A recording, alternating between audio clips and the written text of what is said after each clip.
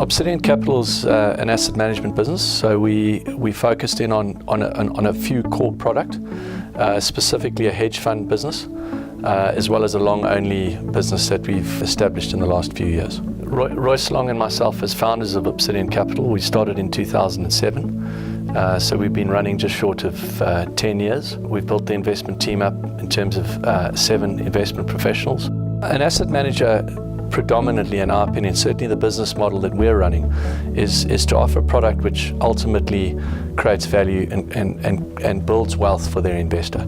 So our flagship product, specifically the hedge fund and the balance funds, are a product which we think investors will benefit relative to inflation over time. And that ultimately is your measurement as an asset manager, as far as we're concerned, is what can provide wealth over inflation over time. Royce and I have worked together as investment professionals, managing money together in excess of 20 years, and we've operated in an environment typical of an emerging market, which is very volatile in terms of asset class performance, huge volatility from an economic perspective. So with that context, we framed a process and philosophy which we think caters for operating in a difficult environment, and a firm belief that both asset allocation as well as stock selection and having a good solid process around both of those adds value in terms of creating wealth for our investors. We've got core products in terms of actively managed balanced portfolio,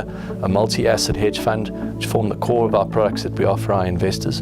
And in essence, the thing that drives us is if we can consistently add value in terms of our returns, we believe we can attract investors over time. The ambition of Obsidian Capital is to remain focused, both in terms of the product we manage and in terms of what we're ultimately trying to do. We're here to invest, we're here to create wealth for our investors, and we believe the only way to do that is to stay absolutely investment centric. So in order to do that, the team is small, it's focused, it's investment centric, and at the end of the day, we believe that's the only way you can stay focused in terms of what you're trying to do in terms of managing money.